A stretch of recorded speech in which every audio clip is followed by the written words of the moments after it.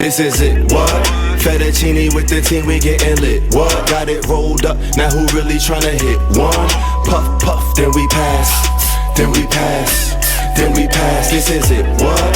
Fettuccine with the team, we getting lit, what? Got it rolled up, now who really tryna Oh shit. Look who's back. Damn.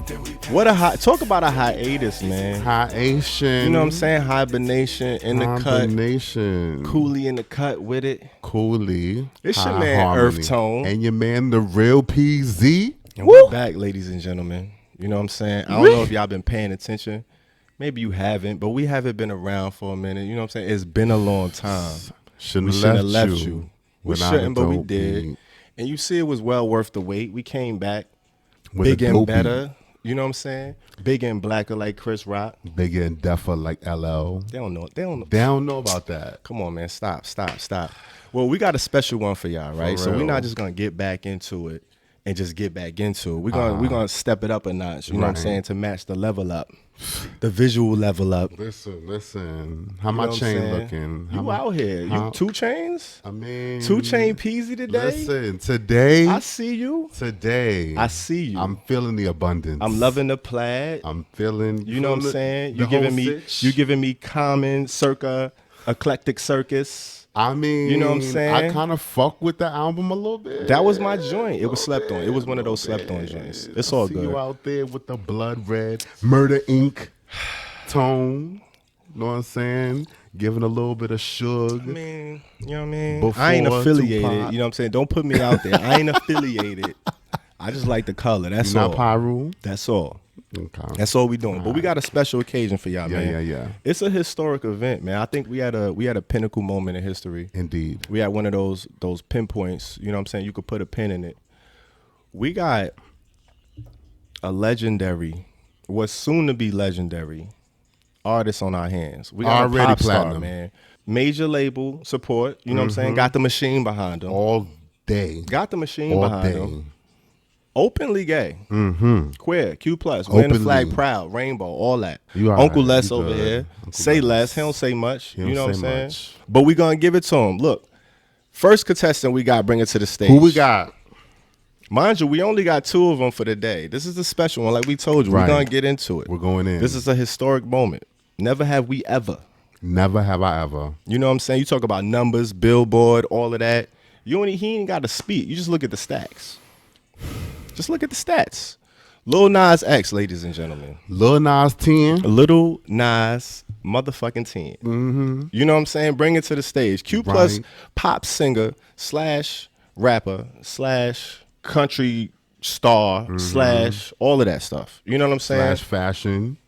He's a fashionista, fashion icon, Right. ripping the runway, baby Billy Porter and all of Pretty that. much. You know what I'm Met saying? Gala situations. He's giving it to you. He's giving it to you on all levels. Very much. So you can't deny him. From Georgia. You know what I'm saying? Georgia. Lithia Springs, GA, which is a suburb right outside of Georgia. His parents at a young age split. He's about 6 or so. So he lived with his moms for a bit. And his moms and him, their relationship was a little tumultuous, as you're gonna see as we get into the project. Yeah, and then he moved with his pops. So his moms was in Bankhead. His moms was in the hood. Bankhead. Yeah, so when they split, his moms went back with the fam. They moved back to the hood. Right. He was with his moms for a dip, and then he moved out with his pops, who was a gospel singer. So that kind of was the turning point for him. You know what I'm saying? That's when the pendulum swung. That's when he came of age. He, kind of filling that void to belong to something bigger, to belong to something, a group, be a part of something. So he was one of those Nicki stands. He was a part of the Nicki hive. Yeah. He was one of those people that was would a get barb. on you if you say, the barb. If you say some crazy shit about Nicki Minaj, they was getting on you, and they still get on you. You know what it is. People don't even they bite their tongue when it comes to Nicki just because of that. They know the repercussions. He was one of those, man. He was one of those early on the barb trail. Like this is it. I'm gonna try it. I'm gonna try it one day. This is I'ma it. see. You might as well jump in. You might like it. You don't know. Lil Nas X loved it. You know what I mean? But he still got remnants of that, as we gonna see on the. We gonna get into it. Best known for his diamond certified single. I'm gonna say that again. Best known but his diamond certified single. Now, a diamond certification when it comes to music, you got to do 10 million numbers. That's the equivalent of the streams, however they equate it now. I don't know what the formula is. I ain't going to try to add it up. But that's still 10 million sales. So however many streams, that's a lot of streams, physical sales, album sales, whatever. That Old Town Road went diamond. You know what I'm saying? And this is his coming onto the stage, first single, first time we hearing about Lil Nas X. That's pretty impression. That's nothing to snub your nose at. Like that's kind of, that's some serious shit. We talking about Billboard. All right, so when you bring Billboard into it, you know Billboard is that's the standard for music. Right. Billboard Hot 100 single, 19 weeks. Broke a record. Never been done. Never been done. Youngest artist to do it. Youngest artist to do it. First black queer artist to do it. First black queer. Talk about historic, man. This is his first single, though. Like, he just came out on some mistake. I'm going to just throw this up on SoundCloud. I'm playing around. See how it go. You know what I'm saying? Spoof a whole genre. You know what I'm saying? Got them behind it. Got the country rock audience behind it. Spoofed? He spoofed it. You know what I'm saying? He was genuine because he's a talented dude. Like, he was like, he do it, but let me play around with this music. Let's see how this country joint go.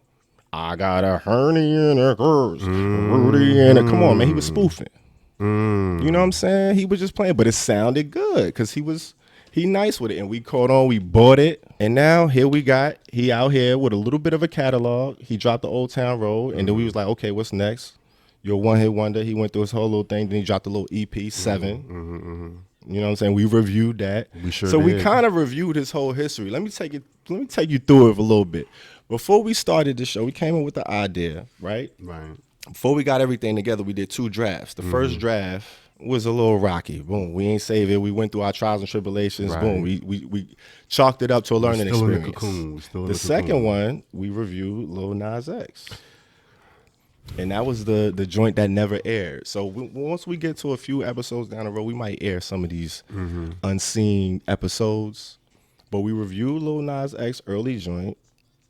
Actually, did we do Old Town Road, the remix? No, but it was on the album. Okay, it was on the album, on the EP. the 7. Yeah. The 7 EP, the remix, the original. Yeah. So it had like 2 of it. And then we did Holiday. So the 7 review didn't make it. Right. But then Holiday made it late last year. We sure did. You know what I'm saying? Which I'm glad it didn't make this episode. But we're gonna talk about that later. But yeah, so now we have it. The new project, man, is here. The new baby. Like literally. You know what I'm saying? Talk about a rollout. Is here. And I know you know Lil Nas X. You got a little bit of a, I don't know where you stand with the young boy. Like, how you feeling? How you giving it up? I mean, Niece is doing it. I'm not going to be mad at Niece. You know what I'm saying? Like, Niece is really, really, like, taking care of business. Holds the record 15 times platinum, which is basically diamond, plus an extra 5 million. So that's the highest certification for a single ever. You know what I'm saying? That's crazy. Niece like, is kind of like really making me proud. You know what I'm saying? I might adopt Niece. You gonna adopt Niece? I might adopt Niece. I'm thinking about it. You know what I'm saying? Listen, all right.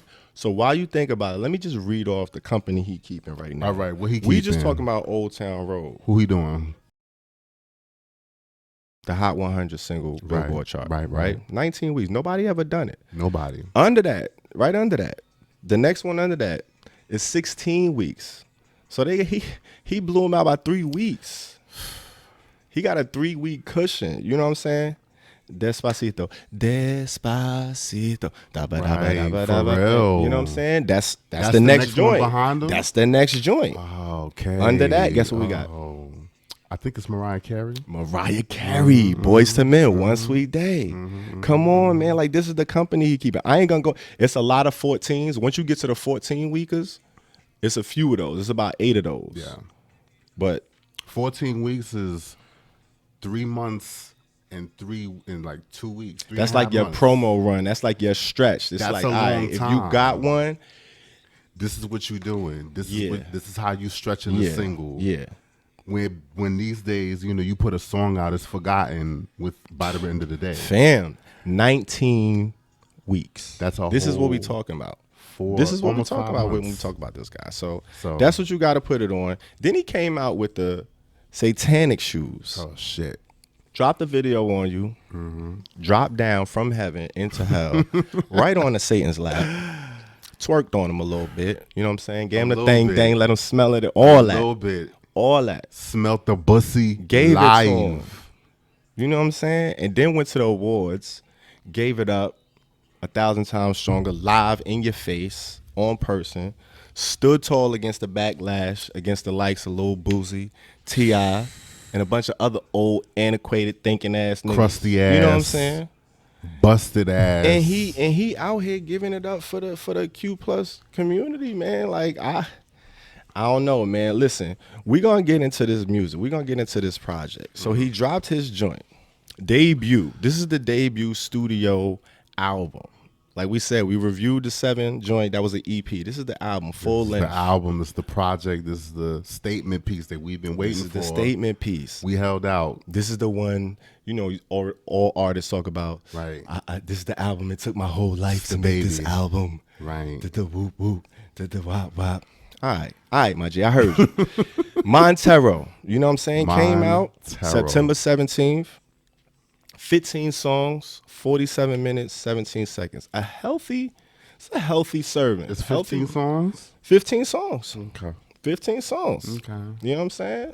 Look it up. It's up there. I just wanted you don't believe me? It's 15 sure. songs. How many songs you had? No, it's 15. But what you it's thought? 15. It's 15. I didn't really wrap my head around that many joints. I didn't wrap my head around it. It was the whole world that he's created. Hey man, listen. I'm gonna just get right into it, y'all. I'm gonna keep it a buck with y'all. Since we back, you know what I'm saying? We done stepped up the visuals a little bit. We here. Boy. We done made y'all wait a little bit. I'm gonna keep it.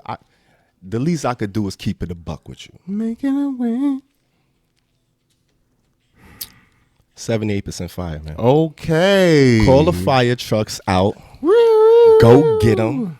You know what I'm saying? Woo. New York Fire Department, where y'all at? Because we in here burning up. You know what I'm saying? You said 78? 78. 78% fire. Oh my God. That's how I'm feeling. That's how I'm feeling. Listen.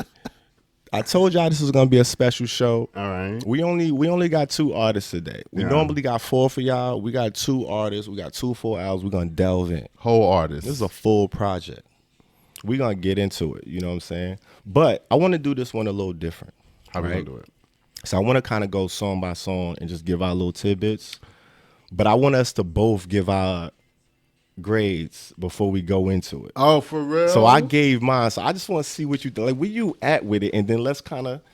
You want to do song by song? Let's just go in, because we might as well do. If we only doing 2 artists, we might as well just go in.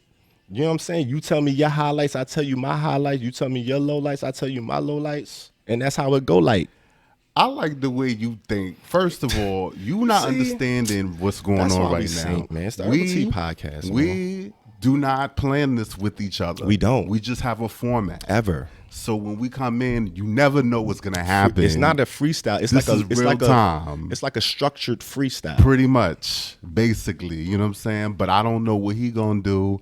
You don't know what I'ma do. And it works out. So when you talk about song by song, okay, all right, because that's exactly what I have written down. But see, I don't want to start going through all of the songs. I got on you. my own, and then let's both give our grades at the top, and then we just ping pong it. Let's just, you know what I mean? Let's see where you was at with you know what I mean? All right. So you gave him a 78 fire. 78 fire. To be sure. Because y'all be absolutely sure. 78% fire. So 78 is very much a fire. Go back, check some of the early episodes, see how the scale go. We're gonna bring it up again. We're gonna do a full joint on it. Yeah. But it's up there. Fire. You know what it is. When you smoking trees and you got that fire, come on, man. It's always fire going on in here. Come on, man. And not only is he talking about a fire album on his end, he talking about a 78. I gave him. What did you give it? A 79. Yo, fire. All right, see, this doesn't happen. This doesn't happen. If you've been following the show, you know it's very rare. First of all, it's very rare that we give you the same range. So 2 fires, all right. Bro. I see why you had to confirm and make sure. See, this is why I wanted to get a grade first, and now we can. All right. And now you got your list. I got my list. This is not playing. You got your friends. I got my Zero. friends, and we could be friends. We could do this every fucking weekend. You know what I'm saying? They don't know. Is that all right with you? I don't know if they know. I don't know if they ready. They're not gonna catch it. But we about to go in. All right. So look, off the top, right? Montero. All right. I'm not really counting, right? Because we heard it. It's the single. It's the lead off joint. He went crazy. That was more so for the visual. The visual did what it did. It sent the message, right? Okay. Sent people crazy. All types of panties and bunches. Right. Right? First joint we ain't hear, that's on the album. Right. Dead Right Now. Okay. Fam. I fuck with that joint. Dead Right Now. I fuck with that joint. So he loved them horns. Him and Day Trip in them. So first of all, I didn't realize that Day Trip was a duo. They're a production duo. Indeed. Two young boys. They Fun started fact. producing in what, like 2014? That's definitely a fun fact. I thought it was just one dude. I thought it was too until I saw they have a resume. Like, I don't know if they just started producing in 2014, because I know they have musical background, so they went to school and all of that. They went to school together. They don't play around. I watched serious. They had he did an interview with Zane Lowe. Yeah. Lil Nas. Yeah. And both of them were there, all and they came through and they synced the interview. Yeah, so this is how I learned it was two of them. So I'm like, wait a minute. Okay, so now it makes sense. They met during Panini pretty much. That was the first joint they made together. And they've been rocking ever since. So it's like, that's a key. Like, people don't realize as an artist to find like that producer or that producer team or duo or whoever that's responsible for your whole sound. They went crazy on this fucking project. Listen. And they did, I think they did 10 out of 15 songs or something like that on this project. Something crazy. Like, they did the majority of this project. Dead Right Now is one of them joints. It has like a audio appeal. He kind of going in. The last verse where he goes in on his mom's. Right. And you don't really hear, especially really like young black men. Yeah. Our moms is like that's one. Rock. Like that's love. You know what I'm saying? That's like you love. Rarely hear people going in on their moms like that.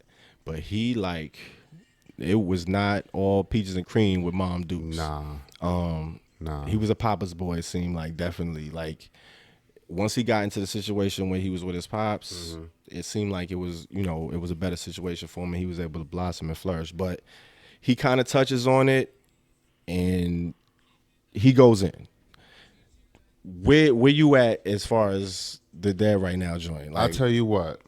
Was that one of your highlights? It sure was. Oh, shit. Indeed it was. I'm going to go back to the Montero a little bit because I didn't like the song when it came out as a single. We didn't like the song when it came out as a single. But when I heard the album, it made sense. It made perfect sense. And when I saw the video, even the video don't really got shit to do with it. No, it's just a visual concept to convey the message, the overall message of what he's trying to do. Yeah. So I liked Montero a little bit better now that I'm hearing it in album form. And it's even a little different in the video because he did a dance break for it. And then that extended the song. But on the album, it's a little shorter, which is dope. Because I like when tops it off. That's some old school shit right there. So I like Montero a little bit better. I can tolerate it a little bit more. And Dead Right Now was definitely another hitter for me because he went there. He did win. That's a nice follow-up. Like for your number 2 on some. You followed up. You got a couple bars in there. Yeah. He has some few joints in there. He has some few joints in there. What'd he say? Mama told me she was gonna stop fucking around with that nigga. Told me she was clean, but I'm knowing. Talk your shit. Come on, man. Talk your shit. She a deceiver. Like he not being sold no more. He done heard the lies. He like, Mom, come on, cool out. We off that. Don't hit me no more. You dead right now. Right. Like that's how I feel right now. You ain't in a circle. Small circle. No room for no squares. You a square. I hear you. Damn, like, that's cold though. It's a lot. That's how you feel about Mom Dukes? Yeah. Woof. And then to put that out on your your debut. Like on your debut. You know what I'm saying? It's a young boy, 22 years old, man. And then we go into you know, the Industry Baby, that's the second mega smash single. Like, all right, you know, it's going crazy. You got Jack Harlow on there.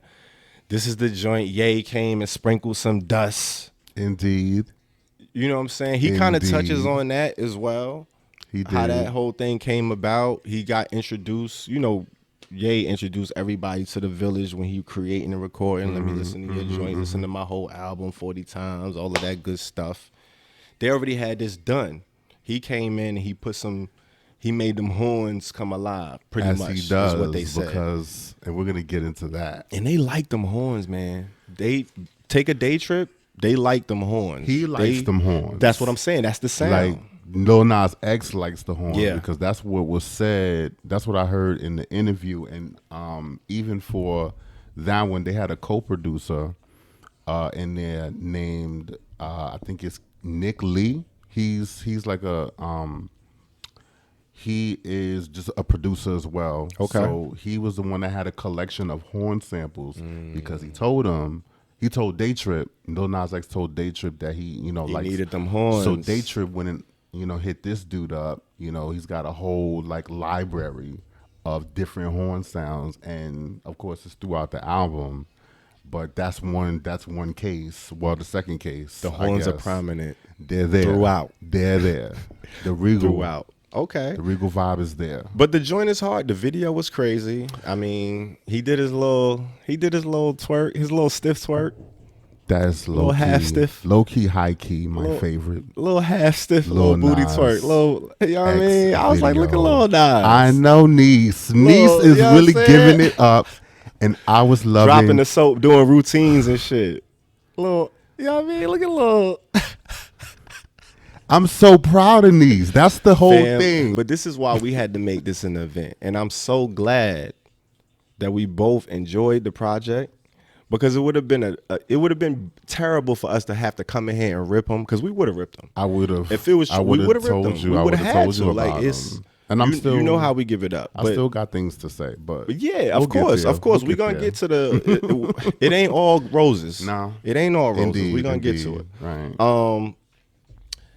That's what I want. First of all, hold on. Let's get back to Industry Baby. Are we not done with that one? Okay. Wait, I just want to give Jack Harlow a little bit more love. Because my God. He been giving it up as far as the rollout and even the video. Like, he even mentioned that he would have took it, like he would have let Lil Nas have him do whatever. You took that seriously? Okay. He said that, and I know, but that's part. But even that, it's the fact that he's in on it. This is what I'm saying. He's part. This is what I'm saying. He fucks he's with it playing that to much. the audience, he's giving it up. And I appreciate that, because it's not a lot of artists that's in his class as far as hip hop that would do that. That would do it. You know that. And that's I give it up to that. I give him the medal for that, man. You gotta get that up. So I just wanted to bring that up and get shout that out up, to Jack Harlow, because that's like ally status. He got a few checks, couple more checks to check.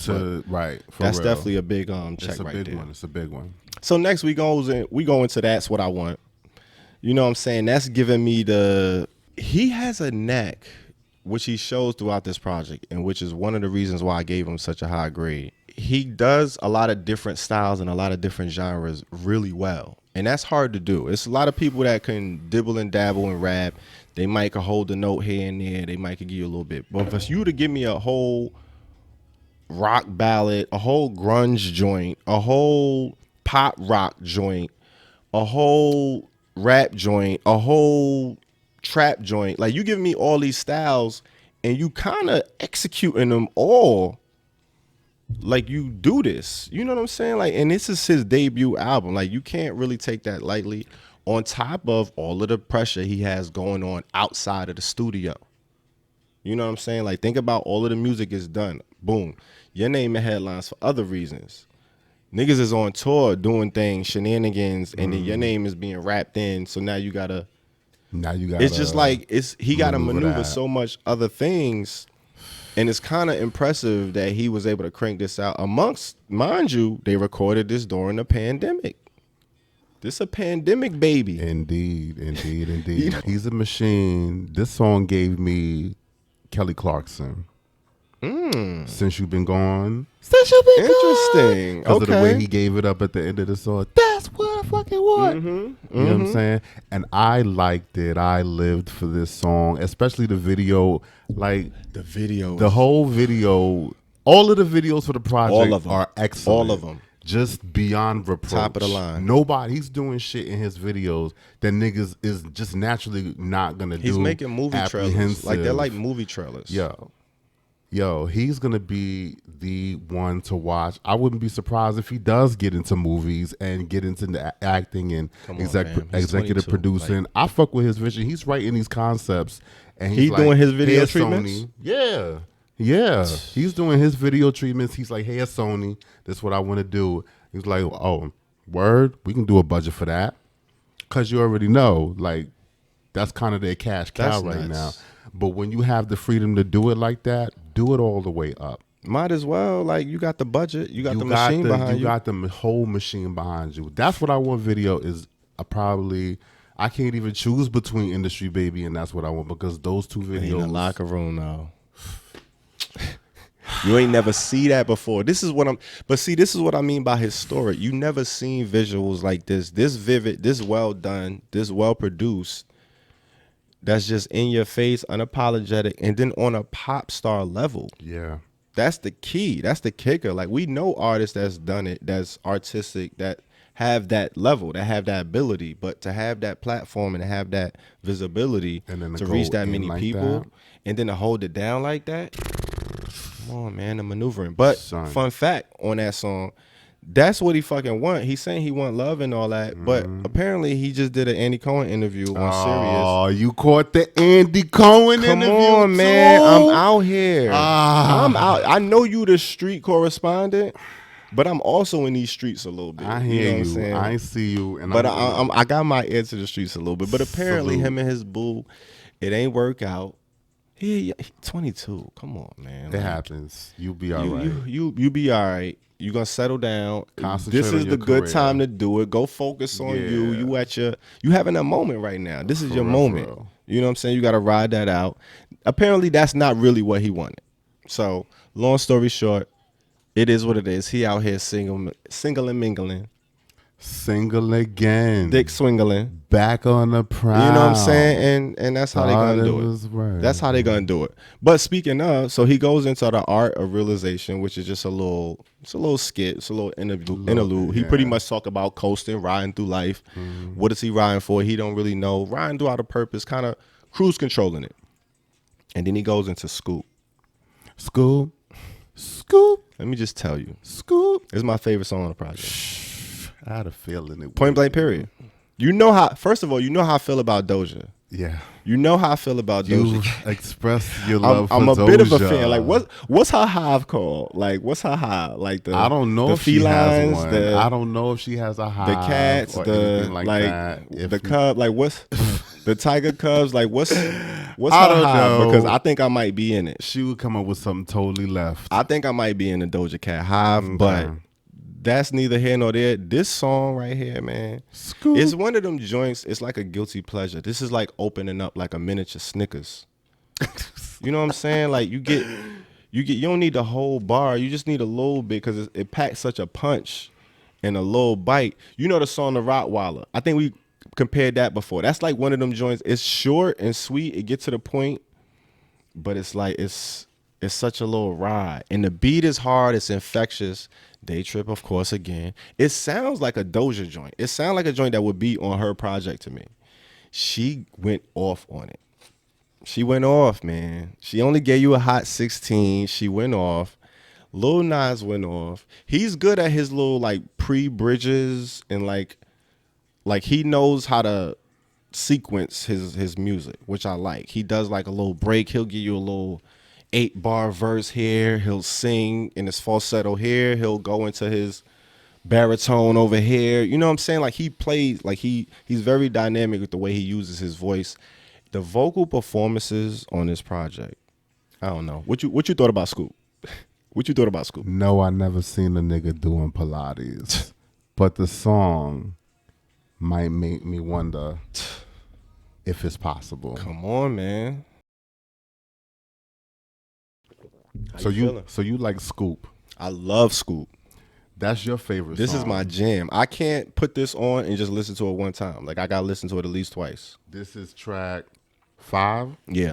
This Track is early 5. on. Like, we still getting warmed up. So my favorite song is coming up right behind it. You see what type of shit this is? But mind you, behind I it. love this song that's coming up. Oh so my we can God. get right into it. Oh my So we God. can get right into it. So the song is called Say you Wanna wanna Me. me, say you wanna me, yeah, yeah. Say I you wanna- like this. What? I don't like that. Man. Do this here. Don't Don't you you do do that. that. Haven't we all been through phases where we're trying to do our thing as an artist, but we trying new shit, and fans, you know, maybe unwittingly might pass a little comment to kind of make you feel like, oh, maybe I shouldn't have tried that, or Get you know all what I'm in saying? your Get you head. all in your head or in your feelings. When you about some already shit. in your shit. You already, because you're an artist. Come on. I've been through that. I can say that plenty of times. He kind of sang my whole feeling about that. And then on top of that, Elton John does the keys throughout He the did track. the finger magic thing on the piano. Like, And then the whole beat itself, like, it has a swing to it that caught my whole ear. The entire thing, not just half, not just the low. It caught the entire. So I was engaged, and that is one of my definitely favorite. Like, it's a cute fucking song. Love it. He really has a knack for melody, and I really am it's feeling different though. niece All right, for so, melody. So here's the thing. I saw a meme about the album, and it was like me listening to Lil Nas X, and it was like half of it they was like partying, and then the other one, you see, them, and they was the crying, crying like, in a and shit, corner, yeah. and I'm like, all right. Don't listen to it on shuffle because you'll be dancing Yeah, and yeah. bouncing. And But 1 even minute, not on shuffle, he kind of takes you on a ride where he going really back and forth. He does. goes from Scoop to One of Me, Yeah, like yeah. that's a drastic. It's a different vibe. You know what I'm saying? But it's a journey. He's taking you Yeah. on a journey, and that's some real shit. You go through that. Like, We're human. We it ain't experience necessarily different things. him all talking from the standpoint of the audience. He's talking from the standpoint of his own consciousness as well. Like, all right, don't do this, do that. Like, we ain't nothing but walking hypocrites. We might wake up in the morning and feel another way. Like, you know what I'm saying? Like, we do that kind of all of the time. Absolutely. He's still young. He's like, we kind of been 22, through man. it. He's 22 He's a years young old. boy. He so just got out of He might college. still be navigating some of the pitfalls of what it's like to be queer and black and open. Not even might be. And you got to realize as well, this success was a mistake. Like, he kind of blew overnight on some. You talk about an overnight success. That's Something like that's that. what happened. He kind of had to pick up the pieces and figure it out. Yeah, Like, figure it out real quick. all right, you gonna extend this and do what you got to do, gotta or go you up gonna fast. get crushed by the pressure. Yep. And he rose to the occasion. Well, so far, you know what I'm saying? He's been doing it so far. Lost in Citadel. Lost in the Citadel What do you think? Where you at with this one? is another highlight of mine. Let me see. Hold on. Give me a minute. Give me This one gave me like alt rock, mid 90s, late 90s, Fallout Boy type. You know what I'm saying? It gave me that type of fast pace. I'm in love, but I'm also like running through life trying to figure it out. Like, thoughts a little frazzled. Yo. The beat gives you that energy, that teenage angst a little bit, but It does. It does. but with polished melodies and singing. Polished you know what I'm saying? production It's all the kinda way like through. He does pop rock really well. with a sprinkle of grunge. It's With like a a sprinkle of it. It's a little bit of edge Just to it. a little bit, just A like little. like a couple shakes, like two shakes. I think he's two shakes of little- adobo. He might be a little too clean for the grunge, but he's doing the pop rock part. But really, see, you really gotta well. solidify your pop status, which is what he's doing. You Yes, can't get true. too grunge. You can't be like too he's hard. showing the seedlings of like a little bit of edge. What I'm talking about as far as like making a grunge song, like I don't know if he has the voice to kind of give me like a Nirvana. That's what I think of when I think of grunge. He's not giving me that just yet. Nice is not Okay. there. But at the same time, like he sells his emotions in the song. Like, so this song's kind of depressing. This is kind of the part of the album where it starts to Takes a turn a It little takes bit. a turn a little bit. He's looking more inward and it's feeling a little bit more emotional. Okay. I'll say. Okay. A little bit more getting depressing. his emo bag. He's definitely getting his emo bag. Okay, He okay. sells it though, and that's the thing. Like you and I But might this is what try I'm it. saying. All right. You and I might try it, but are we gonna be able to Is be it viable? Is it plausible? Is it something that is gonna work? Is it our sound? You gotta find your tone. You gotta find that energy to be able to do it. The fact that he's pulling it off, he's got a lot of bags that he could dip into. He don't have That's to a just good way to put it. do rap. Bag. He don't have to do just pop. He don't have to do just rock. He can do whatever. And it's like a cross platform type situation where he'll have hits on hip hop, pop, alternative rock, and be winning. And I think I'm very proud of Nice for that. You just sparked a new idea. What happened? He needs to do a song called Bag Lady. Because he got so many Talk bags. about the bags. But he got to get Erykah Badu. He gotta on it. get Badu. It's going to be Bag Lady Part 2. Like on Oh some, man. But he talking about all of the bags that he got. He the bag lady because he got so many bags he could get in. But see, Neo Soul is not one of the bags. That's the thing. Can he How you match know? Erykah? How you know? He ain't tried it on this album. I think I but would how you heard know? it. But how you know that ain't a bag? Just It because might you ain't heard be. it. It might be. We ain't hear none of these bags. You right. You absolutely right. We ain't hear there's some a of these chance. bags yet, and There's he a pulled them chance. out. There's a chance. You This right. is what I'm saying. But you know, He might I'm have just a fanny going- pack. I'm going for an objective perspective, and I don't think what's in the fanny pack is He really might that have much a that's Neo left. Soul fanny pack. I don't know. Erykah, come to the stage. I don't know. And you I'm be just the putting judge. it into Let the us know. atmosphere. I'm just putting it out there. You right. All right, so we got into the Lost in Citadel. You know what I'm saying? Most of those cute. It was cute. It's It was cute. I love it. I love it. We get into on the same dollar signs. All right, I'm just give it to you cold cut. You know what I'm saying? Like a slice of turkey. My least favorite song on the album. Woo, man. Hated it. Oh man. I ain't like it, man. glad And then I somebody said heard like it's Meg. Like you hear Lil Nas and Meg. It's like, all right, come on, all right. I know he wanted Cardi. I know he wanted Nicki. But he couldn't, they wasn't, you know what I'm saying? It was a pandemic, a lot going on. They probably had albums they was working on, people having babies. All right, I get it. Couldn't get them. Meg, come on, come through, give me this solid. This wasn't the joint to give. Was this Day Tripping them? I think this was Day Trip. Definitely like this, Day Trip. There's another they one. brought of those they horn tried to go with the songs. horn. This sound like a forced horn one. Like this sound like they got to like the 7th, the 8th horn beat, and we're just like, all right, we already like got the horns, horn we'll theme put it up going, so there. let's just get Meg. I don't know, man. That's just me. I ain't gonna go into it on it. I don't want to. But this was the low light for me. This was my least favorite joint on the album. This is the thing that this is the thing that I have about Nice. Mm-hmm. So is he a rapper? No. Is he pop? Yes. Is he rock? Yes. Can he be all three? Yes. Can he be good at all three? I think rapping is not his Achilles heel, but if you're talking about the three, the trifecta, that's not his strongest suit. That's the weakest link, Yeah. right? You That's are the the weakest weakest link. link. Goodbye. You see, Remember that? Right, exactly. I don't know about that show. You know what I'm Come saying? on, man. What Where is is it? she at? Is she? I don't know, Is but- she still around? Did she make it through the pandemic? She Oh my might God, I not, hope but so. Jane Lynch is hosting it now because I've seen it. Oh, it's still out. It's still out. It's still Oh going, my but it's not the same God. lady. Jane Lynch is doing it. Shout out to the weakest but link. you already know. Yeah, his I've been doing rapping it. is his weakest link, but it's And- not awful It's not awful, and it's not bad. and he doesn't do too much of it. It's decent. It's decent. He could give you a 16, and he knows not to. That's the thing. Like he knows to Overextend. stay in his He lane. He know knows like not to play outside this is what a the little too yard. hot right here. Let me just give you. He not to play I'm just outside dipping the it. yard. Just I'ma just invite- dipping it and then I'ma invite come out. people and see who come through. I'ma just invite coat my- everybody in the playground. Yeah, exactly. And see who come through to the backyard and see who sticks around. So Just coat the strawberry. that's it. That's it. Just coat it with and a then- little and bit get of out of sugar, there. And get up out of there. And then dip the foot in the kiddie pool prudently.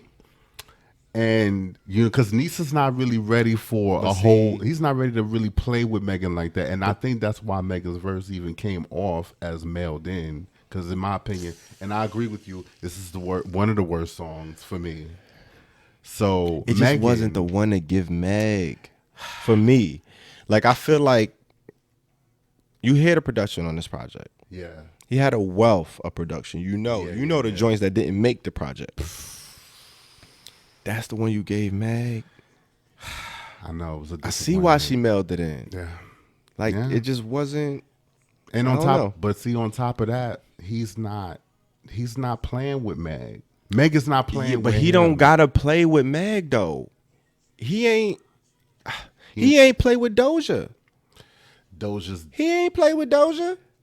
Doja's different though. Who took the song? Well, Doja. Okay, that's what I'm saying. He gave 2 verses, but he ain't had to play with Meg. But at the same time, he just had to give Meg something better than that. Right. Well, beat wise, of course. That's all. Now I'm only saying just for the rap part. Now I think the beat is trash. Not all the way trash. It's kind of cute, but it's not the song I would have put Megan on either. But then again, what is the song that he had on the album that he would put Megan on? But let's move on. We'll digress. Yeah. We gave I digress. Yeah. Right. Tells a Dominica, or is it Dominica? I think he pronounced it Dominica. Where you at with it? How you feeling? I'm not really feeling that strongly about this record. It's giving Beatles. It's like giving Beatles. The Beatles? Wouldn't it be nice? Because that's the kind of melody that it's giving. It's another pop rocky melody. Yeah, it's giving that. I feel like I heard it before. Yeah, that's kind of why I was like, it definitely feels. It feels very recycled. That was the closest thing I could think of. Okay. To kind of like, I didn't even register the Beatles, but then now you said it, I can't unsee it. You know what I'm saying? It's not one of my favorite strong ones from him. Yeah, so it wasn't a strong suit. Okay, all right, we'll both move on. We agree on that one. That ain't much to go in. Right. Sun Goes Down though. Hold on. Yeah, Sun Goes Down, and that I feel like that's like maybe the 3rd single or like single 1B. This was like right after Montero. He did this record. After Montero, he put the video off. I think it may be like in May. This joint is ill, bro. Like this is like one of them pop ballad type. And then the melodies is ill and infectious, and then like he kind of going in. Like lyrically with the pen, like, and mind you, he has writing credits on every one of these songs. So he's writing all. So he has a hands in all of this. He's writing all of this. He gets help, whatever help he get, whatever. But he's writing on all of these joints. This Sun Goes Down joint is ill. I really fuck with it. It puts you in one of those. First, just the production puts you in one of those moods. Like I feel like I'm kind of in the back of a car, just riding, looking at like scenery and shit, just thinking about like where I'm at currently in life and shit. It's one of those, it puts you in that, and then he kind of just, in his introspective, in the back of my mind, I sit and look at the wall, and I hear my conscience call. You know what I'm saying? Like he in one of those bags, and it's just kind of dope, because one of the biggest reasons why I gave this such a high grade is because of the vocal performance, man. Yeah. Like I haven't heard, especially a young black queer artist, blow like out this. And proud. Male on top of that, like that's a lot within itself. We know what that holds. It's just heavy. Yeah. And then to produce and perform on this level with your first project, kudos, man. Listen, Sun Goes Down was definitely a highlight for me. It actually is like the video makes me feel emotional because the video itself is moody. He said it's the prom joint. This is the prom joint with the purple lighting all over it. He said this is one of his least favorite videos that he did. And I guess it was hard to do. I don't know. He didn't give a reason as to why, but I kind of see, just because it's like, the ones he liked are the ones where it's more visual graphics on it. So the stuff where you have to create a set where it's like real time, because he doesn't like the Old Town Road video that much either. Yeah. So but I like. But I mean, that might have been tough for him, like emotionally, just to that carry too, out. Which is what I also believe, and might have took a lot. But I like that vulnerability a lot, and the video shows a lot. It's like, so, man, it's everything. It's everything that I felt at that point in my life. It even still conjures up bits and pieces of that pain. You know what I'm saying? He's really, really good at connecting like that. So I got to give him. He got a knack, man. The young boy got a knack. This is just straight up pop song to me. So like contemporary pop. So I was gonna say it's bad because this is like folk songwriter, acoustic, emo type joint. You know what I'm saying? Like a maybe a Ryan Tedder would write this type of record, or somebody similar, Taylor Swift could get in that mode. You know what I'm saying? Like a pop moment. Want it. Bag Lady, man. That might be the nickname for Lil Nas, Bag Lady, man. Like, he got a lot of bags. Because, look, then he goes into Void. Mm-hmm. I mean, oh, man. You talk about an emo rock ballad. Oh, my God. His choice, like, the moments he chooses to go into different flows and falsettos and different octaves, it's just different. Like, those are the things that get stuck in your head. Like, that's the shit I hear, like, just, like, randomly. Just pop in my head. Yeah. For what? Why? What we gonna use it for? You know what I'm saying? Right. But he found a place for it. It's ill. Oh, man. It's ill. It makes sense. It flows with the rest of the song. Oh, my God. This song. It reminds me of Kanye in that one, because that part, he would do stuff like that. Hold up. Hold up. Hold up. What? What are he saying even? But it's so ill. It's just like a period at the end of the bar. This is another one. Like, it's an audio period. It broke my heart. It broke my heart, this song. Come on, man. Different type of shit. Like, we gonna keep it moving, man. That was a highlight. That was another highlight. Right, that's what I'm saying. Like, just he get you in your bag. Just to be clear. Don't want it. I didn't want it. I didn't want it. And then I ain't want it. Tell him want it. Tell that nigga I ain't want it on a joint. It was cool. It could have been left off. It was all right. It was definitely one of the joints that kept it from being, up there in the percentages. It was a low light for me. A higher fire. Yeah, it could have been a higher fire. Definitely. It could have been a higher fire. That Dollar Sign Slime and this one was probably my two least favorite joints. I was like, yeah, I ain't want it. I was cool. You didn't fuck with that one. He kind of threw the Old Town Road flow on there a little bit. That's what he was trying to do. That's what I heard. Come on, niece. That's what I heard. I mean, it was kind of, and I got the sentiment behind it. Tell the Reaper he don't want it. Yeah, I get it. You ain't, but it might work. I can hear how it could work. I can hear it on movies. I can hear it for like a soundtrack type joint. There's another artist that we're going to review that's way better at that. But we'll save that. Okay? Yes. Life After Salem? Life After Salem, man. All right, so listen. You talk about he don't give you grunge. He don't got the voice. But he gave me some edgy emotion on this one, man. He sold those eerie, like that. That's he gave me Ozzy Osbourne. This is like some like a ballad Metallica would do, like production wise, just the sound of it. I want you to take. He got that dark eerie guitars, and then you give me that soft, nonchalant flow over it. Like this wasn't it for me. It was a highlight for me. He didn't sell the grunginess. You wasn't feeling it? Niece wasn't selling the grunginess. Okay, for me. I hear you. It wasn't the Girl Scout cookie flavor that I would have went for. Oh my God. You know Girl Scout cookies. I fuck with the Girl Scout cookies, but sometimes them flavors, some of them I can't get near them. You see, you got the knockoffs. Yeah. Damn. Yeah. The ones that you get from Rite Aid. Damn. You can't cop those. Like Girl Scout cookies ain't even in season right now. Like. If you don't see the chart with like the prices, nah, man, that shit ain't official. Life After Salem was that. I heard he was going for it. Which is another reason why I respect it. He took the risk because he went for it. Took the risk when other niggas would not have done it. All right, and he didn't do it all the way perfectly. I think age would give him a little bit more. He's 22. He is too young, and I don't know how old those guys were. Metallica. The Nirvanas, the Led Zeppelins of the world. I don't know how old those guys were, but I just think sometimes, him it could be a little with connecting with some of the songs. The maturity has to be there. Just, Okay. You know, just a Let little me bit ask of you voice this: giveaways. Wow. Is he trying to insinuate that he's a Wiccan? That's what I was trying to figure out too with I the Salem situation. I didn't even get it.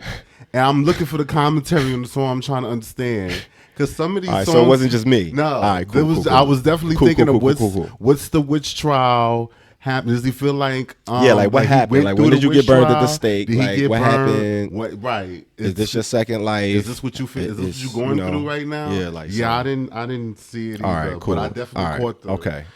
Caught the All right. vibe. Bet. Okay. So he closes it out with the one and only another bag lady. Yeah. Yeah. A fellow bag lady herself. Yeah. Miss Miley Cyrus. Right. Had to get let alone her pops. Right. She had to complete the help family catapult circle. the single to 19 weeks. And the last song Billy Ray himself. on Come the on, album man. Is that not like who does that? It's beautiful. First of all, poetic. I came out with Old Town Road, right? It's poetic. Duke job. Yeah. To the point where y'all thought I was a new, they thought I was Hootie from Hootie and the Blowfish. Yeah. It wasn't that. Yeah. And now y'all mad at me. Y'all shut me from the whole genre. Right. But look who comes along and show me love. Throw me under their wing. Billy Ray Cyrus. Yeah. Y'all know this y'all man. One of y'all favorite motherfuckers. Say something to him. He not having that. He hopped on a remix. Y'all not taking Nikki Breaky. He hopped on a remix. First of all, it's been 4 other remixes already. But this is the official remix. Right. Billy Ray Cyrus. Boom. Period. Shit goes 19. Now, my debut album, debut LP, got his daughter, fellow bag lady, closing out the joint with another ballad. He not playing with y'all. Like, he went for it, but this one. And Miley don't play. Oh, Miley does not. Like, now this is another risk he took that I feel like he. You know what I'm saying? Just short. He could have put a little bit more powder on his palms. He might have held on a little bit. Stuck the but it's landing Miley. like Miley she not for play out here. And this is kind of her bag. And they took you to this is like a deep country ballad almost type joint. You know what I'm saying? Yeah. Another Which thing. is, they in a songwriter's bag, but he just, I don't know. I don't think he kept up with Miley on this one. I don't think he did either. It's also, so really for me, the album should have ended at Void. It would have been a moon rock. You see what people trim the fat? Yeah. This what is what trimming the fat can do? This is what. But a 78 and a 79 not bad at fire? All. Nah, not at all. From us too? Shit. Listen, man. What else you got? I'm done. I feel like we squeezed out all of the juice. Hold on. What you got? What tidbits you got? I mean, what else can we say? I didn't expect. What else can we say? This is amazing. Like, I'm enjoying this because to go through track. You know how you feel about. That's why I talked about it. I'm like, y'all have a little bit. I don't know where y'all stand. Like, y'all got a rocky relationship. I don't understand. So the fact for you to come through and give him 1% over me. Shit. I don't understand why he thinks I'm hard on Niece like that. I just want the best out of my family. Tough love. I'm not saying there's nothing. I'm not even saying there's nothing wrong with it. Right. I just think, I see so much more. But that's why it works out because you going like, you know what I'm saying? You going to be like, bam, bam, bam, dumbass. Right. And then they going to be coming to me like, no, because Peasy said that. Cry. I'm like, no, but he made a point because woo, woo, woo, woo. You know what I'm saying? Like, that's how we good cop, bad cop. You know how this go? That's how it is. Shout out to him for covering Jolene. Fam.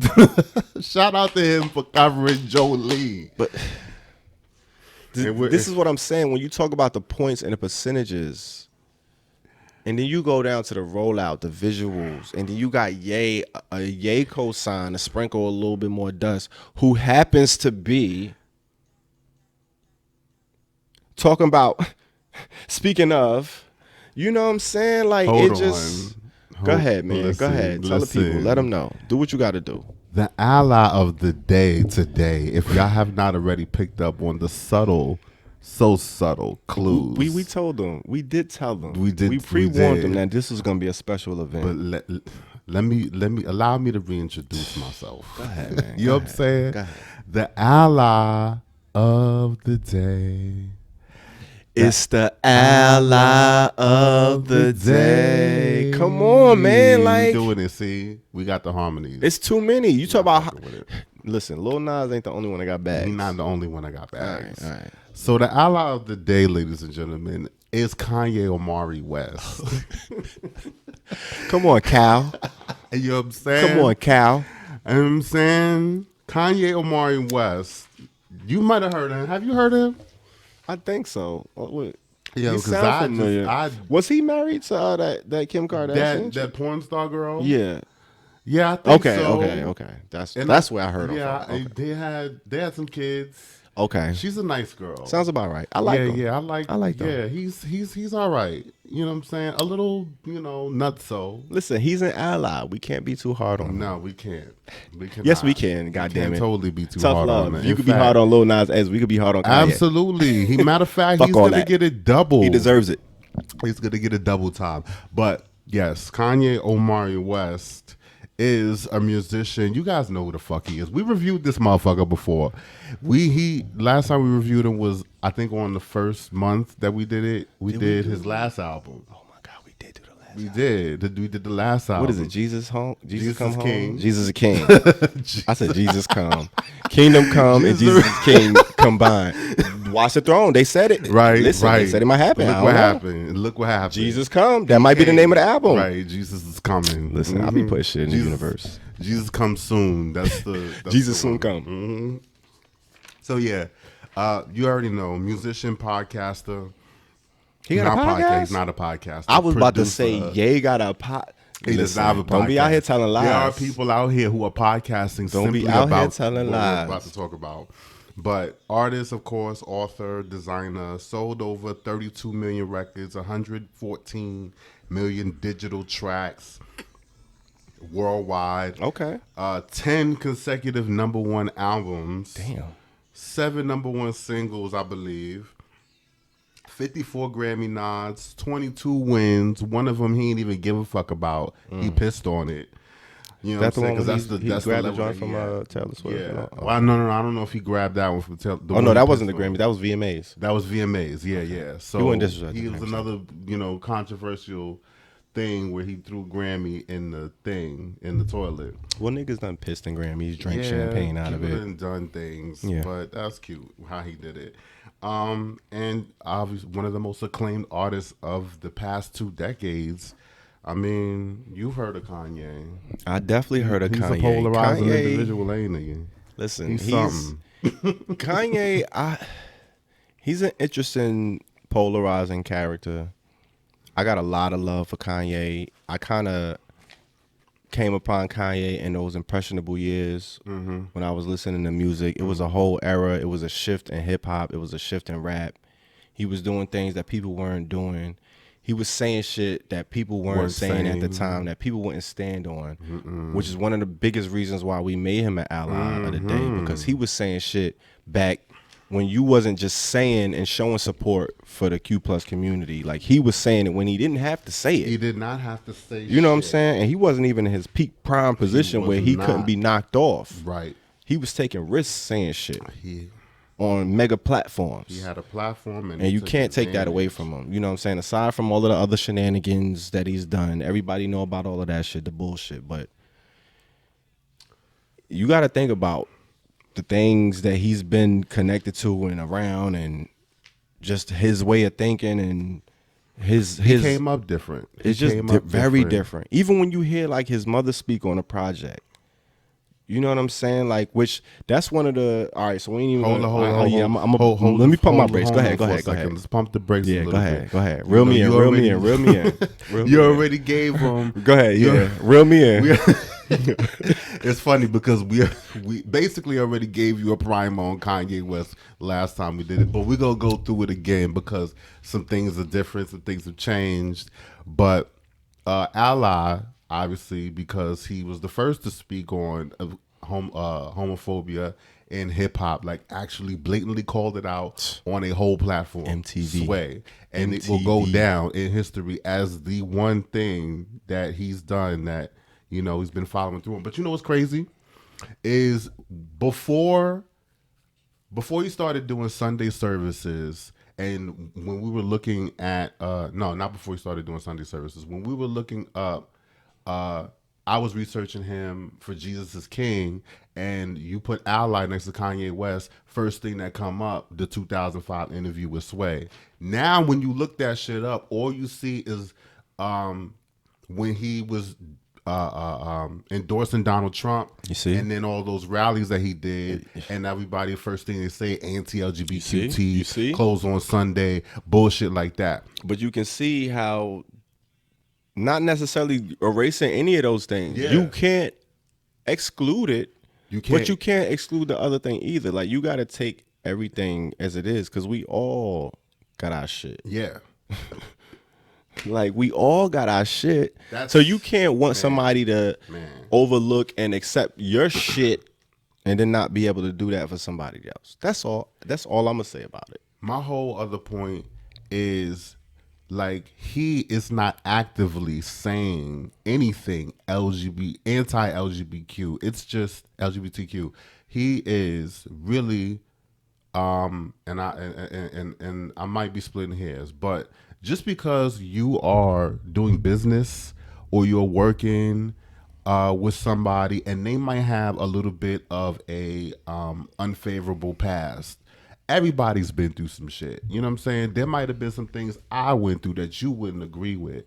Now, I understand he's on a bigger platform, but that definitely does not take away, and I don't think he is flatly endorsing anything anti-LGBTQ. He's not doing conversion therapy. He's not even saying Christianity. He's not even throwing it in our faces like that. So it's just the optics of it just looked bad. Yeah. But that's just it. Sometimes you can't take away from it. It's certain things that he did that are, you know, you can't. But I think you can't buy into the propaganda like that. I don't buy into the propaganda. Mind. You got to use your own mind and make, and that's kind of really what I'm getting to. Absolutely. It's just, you know, decide for yourself if that's going to affect how you see somebody once you finally. You got to look at the whole resume. You can't just check one bullet point. Right. You can't just cliff note it, read the first line of each paragraph, and then think you got the whole shit. That worked in high school, but in real life, that's not how I go. That's just where I'm coming from with that whole situation.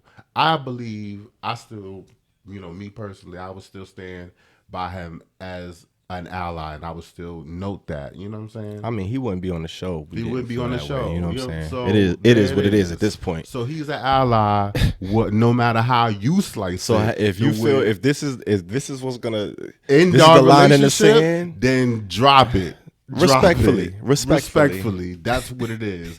But we're gonna continue on, and we're gonna give the man his flowers that he deserves as an ally. Okay, so let's get into this music. All right, so hold on. First of all, go ahead. All right, let me let you intro. Intro the project, and let's get into it. Let me get my shine on. Get your shit off. Go ahead. I do my thing first, or you do yours, your score. Well, just intro it, and then we're gonna both do our scores. You do your score first, though. All right. And then I'll do my score, and then I just have a little disclaimer about it. Okay. Period. All right. So Donda. This is 10th studio album, which was released on August 29th. This is the 10th studio album, solo. I don't think this counts Watch the Throne or Cruel Summer. Yeah, I wouldn't count those. I wouldn't count those. So 10th studio album came out Sunday, August 29th, 2021. Michael Jackson's birthday just happens to be. And then who come out on a Sunday? Right. You know what I'm saying? A whole 27 tracks. A whole entire 27 tracks. I know niggas is releasing 30 tracks, 50 million tracks. But this is Kanye Who's West releasing 50 million tracks? Chris Brown. But him and Chris Brown. I guess. But this is where we at. Who's, fun fact, tight about not being on the album. That's all I'm going to say. Go ahead. That part. Go ahead. Okay. Let me make sure I got all the facts here straight. Get it in. So my score for the album, the whole entire 21 tracks, 27, excuse me. 1 hour, 48 minutes. This shit is damn near 2 hours. It's a feature film. It is? No, it is. It's the length of a feature film. Double album. Average. But at the same time, how you feeling? This is my shit. It is getting the moon rock. It is a moon rock for me. It is a 91 moon rock. There, I said it. Finally. Shit. It's a moon rock. How you like them apples? How you like them? How do it taste? Wait a minute. Wait. How it taste? Is this your first moon rock? This is probably my first moon rock of the year. I definitely gave a moon rock before. You gave this album a moon. This is a moon rock. It's a 91. Holy shit. Yes. Y'all understand what that is? A moon rock. This is like, you talking about the top 10% of like music. Yes. Indeed.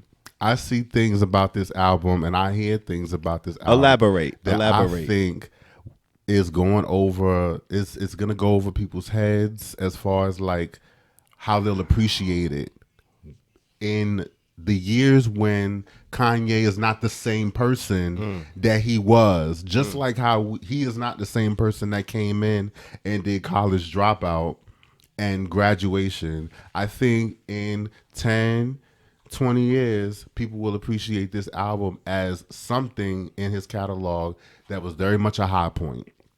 Because this album is as long-winded as it is. 22 of the songs I think are great. Oh shit. Great. Yo. These are great fucking songs. 22 for 27. 22 of the songs. So he could have just kept all of the part 2s and he would have been out of here. Wow. But of course, the part 2s, some of the part 2s were better versions of the songs that were on the album. See? So that's the thing. That's kind of what goes from combine it being. He could have combined those. He could have combined them. But you know what that was about? Late registration. You know what I'm saying? They came out after the master's already done. You had to add it to the... Because then they say he made changes. Like he dropped on Sunday, but then I don't think the part 2s was on when it dropped Sunday. And then by Monday or Tuesday, the part 2s was on there. Nah, I don't know about that. Something like that happened. He's still editing the album. Because you know you could edit the album. It's like a live album. You could do it. He did something like that. Like he was doing for Life of Pablo. Yes. He did that for Life of Pablo. And wait. 91% moon rock. 91 moon rock. Right. I just had to let that sink in real quick. 91 moon rock, sir. Yes, I'm going to tell you the truth about how I feel about this whole album. All right, well, wait. Can I get my grade? I got to get my grade because we're going to go tit for tat. We're going to go back and forth. We're going to go back and forth with the songs? All right, let's do it. Like the same way we just did? For sure. Yeah, this album is like twice as long, though. But this is why. This is my disclaimer. We cannot do this whole album. We right? can't. So I'm gonna give. Well, your highlights were 22, nigga. So you can't give me 22. I'm not gonna give you 22. We're gonna do 5 and 5. Okay. And then we'll just talk. Agreed. We'll each give one low light. Agreed. Let's do that. Agreed. Because you gave it a moon rock, so we know how you feel. I just said it was exhausting. I don't want to exhaust the people. Exactly. We're not about to sit here because we just went through Lil Nas whole shit. All right, so we're not gonna get into the whole 27. No, we're not doing that. Songs. We're not doing that. With Kanye West, because Donda it's a meal. It's 2 meals. It's a double album. This is like All Eyes on Me type shit. Life After Death type. You got a whole week's worth of groceries here. All right, so what you gave it? I gave it a 68% loud. Man. Yeah. Oh man. Yeah. Oh, Yeah. Man. Yeah. The length. Oh man. Yeah. I gave a lot of punishment for the length. It wasn't. You gave him a lot of punishment. Not a lot, but yeah, it was. I mean, so all right. Go ahead. This your man's. Go ahead. Go in. Elaborate. Why did you feel so strongly about this Kanye West project? I think it's one of his best albums this side of Dark Twisted Fantasy. It's better than Yeezus. With that statement you just said, right? Right. The way I feel about this project, this reminds me of the gospel Dark Twisted Fantasy. And I was just going to go there with you with that. Because fun fact. Fun fact, all right. Why is it like this episode though? This is a special episode. Because for us to be, first of all, the grade's not on with this one. But the first one it was on. But even like the points, they just kind of like they click. All right, go ahead. They're clicking. Do your thing. Do your thing. This is synergy. This is what you're witnessing. All right. So fun fact: the whole album clean, no curse words. All right. In case you didn't listen to it yet, all of the curse words are bleeped out. And you can't find a dirty version. There is no dirty version. It only exists in his studio, and it's probably not gonna ever come out. I ain't gonna lie, I never seen that before. I mean, post parental advisory sticker era. Well, yeah, and I mean, I guess it's not frankly a new concept to me, but I see why he did it. It's not he's not explicit about it, but it's kind of the first thing you notice. Exclusively clean, though? Yeah. To the point where you can't get the dirty version? Zero cursing. That's kind of crazy. Even from the guest artist. So he, and this is the only version available, clean version. So, that's kind of wild, like that you can't even find at least, usually they give you the option. You know what I mean? Like you could. Not this time. So, I definitely think he's following through. I respect it. With the following through with the whole creating the gospel album and getting it on the gospel charts, because you can't curse on those albums in order for it to be considered Christian or gospel, which is what he's really trying to do. And this is his second Christian album, because the last one, Jesus is King, was also considered Christian. And of course, this album, being that it's Kanye West, all over the charts, like literally the first 23 songs on the Hot Gospel It's Kanye West. Of course. West. Come on, man. That's a thing. How it goes. Beating out Kirk Franklin for the record, a number of top hits. That's hard. On the Donda album. So anyway, that was the intro. That's how that album is set Wait, up. what did you give it again? I gave it a 91 Moon Rock. Okay. I just had to. This is me. Just want the fans to be clear. Be clear. That I think, like I said, it's the best album he's done since Dark Twisted Fantasy. It kind of combines all of the things he was doing between Dark Twisted Fantasy. I could see that. Now. I could see that. And I'm gonna go ahead and give you just my top 5. Yeah. Give me your highlights. My favorite song is Jesus is Lord Part 2. Well, it doesn't even matter, actually. It doesn't even matter if you have the locks in there or not. That song is my favorite because, I just like everything about it, like the wonky beat. Like, it's a dope track, and it's kind of like a little off-kilter. And then Jay Electronica comes through and bulldozes it. Oh. And then, of course, the end, you have, Larry Hoover, his son. Yes, closes out the album. Closes out the whole project. And I just love what he said. It's poetic. Like, everything about that song. Now, for reference, that song, to be sure, the part 2 is 11 minutes and 30 seconds. It's a long joint. So, I love when artists do that, though. I love it, too. When you do it right, not gratuitously. Jesus, Lord. Yo, that's my shit. End of the day, if somebody tell you they're going to be doing something for 10 minutes, you play that song. If they ain't back before that song ends, they lied. We're all live. That was your favorite out of 27. That's my favorite song. Wow. Off the record. I can listen to that song again, and I just like how heartfelt. And that's really the sense of the whole album. Is like, his heart is on the table. He lost his mother. He's about to lose his family. This is a man in a different part of his life, and he's putting his whole self into how much pain he's dealing with, and the friends that he thought he had. Like, it's going through a whole lot. So I think that's why I fuck with the album. Felt it. So Jonah, next one. Vori did his thing. Who is that? Vori is a songwriter, singer-songwriter. Worked with Beyonce, Jay-Z from Houston, I believe. Yo. Used to be his song, and then obviously the song Jonah. Yeah. Okay. That makes sense. That's my shit. Kanye probably heard that, was like, yeah, give me that. Right. I don't know how that song is hard. He ate it. No, he ate. Right. Hold on. What? Quotable. When you text, change the beginning of every word. You will speak to me with only no cap. That's the quotable.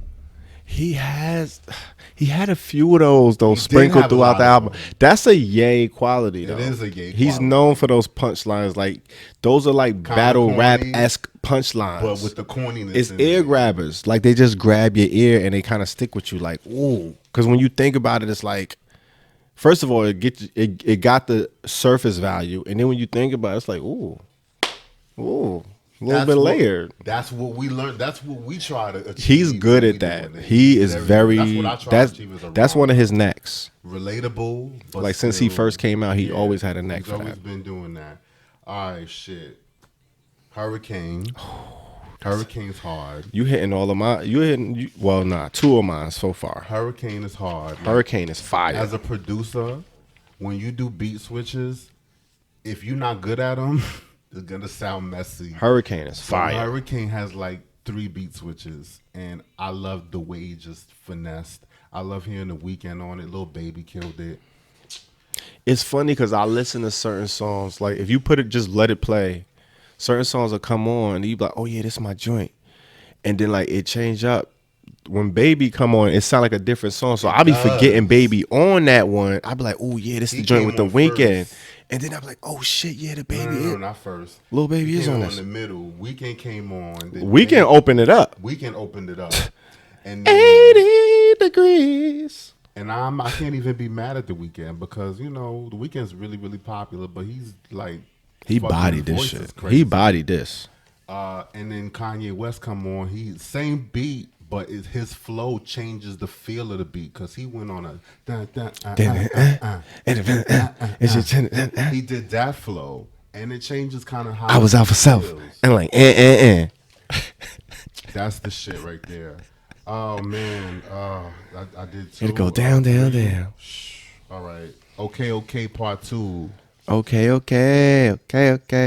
Okay. Who was that on part 2? What's her name? I'm not familiar with her. You're not familiar with Shensi? You gotta get familiar. I'm not familiar. Let me tell you how. I'm not gonna go into a whole thing, but basically, my older sisters, put me on the Shensi before I knew about her. She's a reggae artist, but her bars, because she raps with the reggae, with the patois. Yeah. Shit is hard. Okay. Voice, and she could sing too, so clearly that's what you got. Okay. So she broke through. She was on it twice, not on the album twice. She sang on, I forgot, I think it was Junior. Junior Watson, I be your man. I think she sang on it. Might have been that record, another record. But this one, she came through and she did both sing and rap on it. I fuck with her. I fuck with her vibe. I fuck with that song. Okay. Heard you. And I don't know. I'll just say Moon. Bringing Cudi back gave me the whole 808s and Heartbreak type situation. Yeah. I really fuck with that. It's interesting you said that because this project in general, like you mentioned, it gave me 808 and Heartbreak mixed with My Dark Twisted Fantasy. Like those are the 2 peak Kanye moments. I feel like this is blended with a sprinkle of gospel, with like gospel which kind of lathered over it. You know what I'm saying? Like this was that for me. For real. Okay, so them was your highlights. Let me give you my highlights. Like I kind of went into a few of yours that you hit on. I like. Junior was one of mine. Junior Watson. You like Jonah? I like Jonah too, but Junior was hard. First of all, I thought he was saying Junior Watson. I be on my shit. And I'm like, okay, wait, who is Junior Watson? Like I never heard of. And then I looked it up. I'm like, oh, Junior Watanabe. On my like I'm like, oh, this is like some, because Kanye is on his high fashion. Yeah. This is like a protege of Comme des Garçons. And of course it makes sense. But I'm like, okay, now the song makes even more sense. I already fucked with it, like just from the sound of it and how he was going off of it. And then Playboy Cardi went crazy. I never heard him speak baby, like all his little flow, like he really like. This is what I loved about this project. To me, this whole project is like a compilation rap gospel album produced by Kanye. You know what I'm saying? Like he wasn't the star of this show. Everybody he featured with, like he was the orchestra. He put them together. He was on his Diddy shit, like putting people together with the right songs, with the right beat, with the right tonality, all of that shit. He was measuring everything up. Everybody who showed up showed the fuck out. Like you hearing people giving their best performances thus far that you heard from them on this project multiple times. That's hard to do. And then he gave you 27 of these. Like, my biggest gripe is the length. It's a lot. This is too much to digest. It was a lot of songs. He could have trimmed a lot of fat for me. Not a lot of fat, but he could have trimmed, like, out of 27, I'm probably loving, like, I could have made a 12-song, 14-song album that's like, you know what I'm saying? But he gave you, you know, he could have made this a deluxe. Give me like 10 at the top of next year or something. Like, he could have, it's just too much at one time. And people, we digest music is in different ways nowadays. That's my whole gripe with it. But Junior was one of my joints. 24. Come on, man. That's like the quintessential. That remind me of going to like my cousin's crib and his mom's is cleaning on a Sunday. Like, I stayed over for the weekend, so we wilding out Friday, Sunday, Saturday night, Sunday morning before my mom's coming to get me and all of that. They cleaning up on Sunday, blasting the gospel joints, and you hear shit like this. That's just like, you don't even got to know what they saying. You just hear it and it give you a certain power. And the way they mixed it and blended it, you see the rollout. He made it to be played in arenas and stadiums and all of that Absolutely. Shit. Kanye always go for the big sound or whatever, but the way they mixed and mastered this shit, it sound crazy in the earbuds. It sound crazy in the Dre beats. It sound crazy in whatever. That joint is fire right there. Remote Control.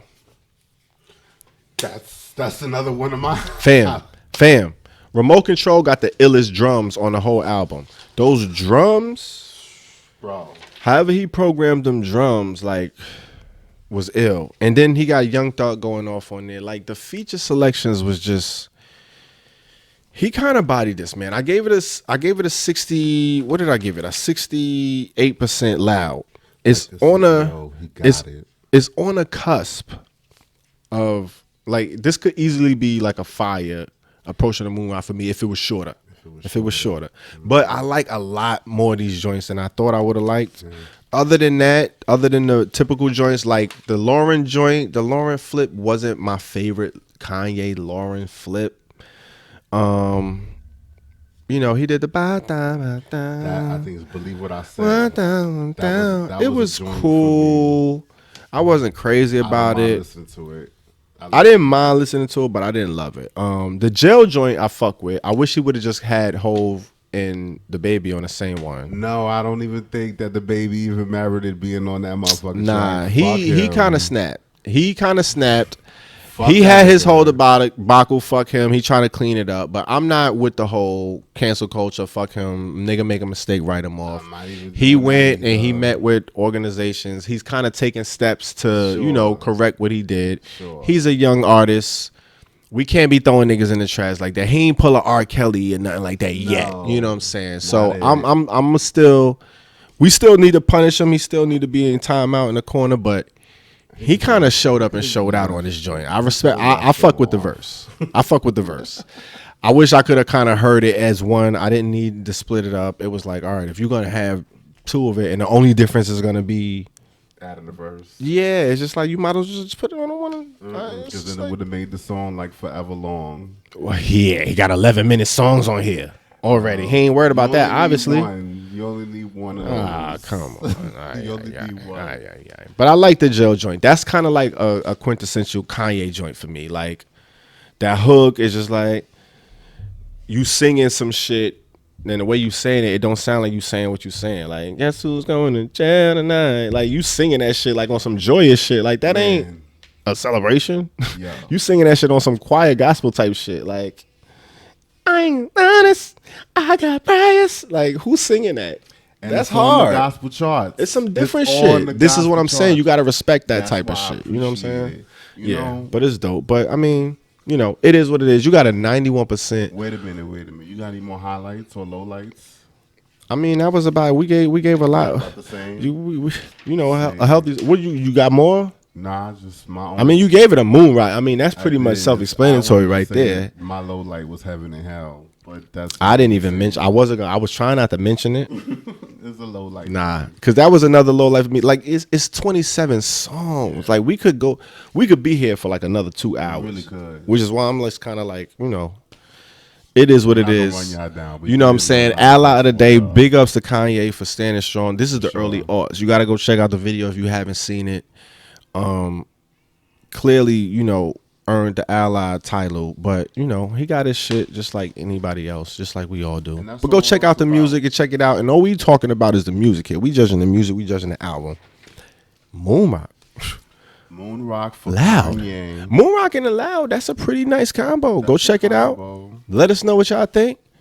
And we're going to keep this shit moving, man. What the fuck is going on in these streets? I know they burning up. We got 2 albums like this come out around the same, like within a month of each other. Within weeks of each other. Let's talk about what's going on, man. Let me know. There's a lot going on. So this is your street correspondent, the real Peasy. You already know what it is. I be out here. Follow me. Holla. You know what I'm saying? All right, so we're going to start with Needle Drop. You know what I'm saying? Needle Drop is the part where I give you a few other choice cuts that, you know, I think y'all should peep because, you know, they part of the community and whatnot. But, you know, because so much dope music out there, we can't necessarily review every fucking thing. Yeah. So, Needle Drop. Victoria Monet. Heard of Victoria Monet? I've heard of her. Coasting. She got a cute little ditty. Okay. You know what I'm saying? I did not hear that. You know, it's a dope record. Definitely go check that out. Rico Casadon. Come on, Rico. You know what I'm saying? Fake ass. It's your fake ass. It's your fake ass.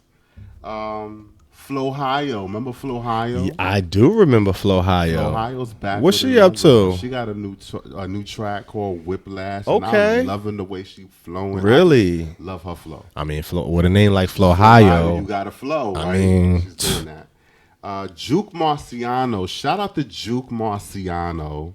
You know what I'm saying? What up, Juke? She did submit this song to us, and I took a listen to the shit. Owe Me. Yes.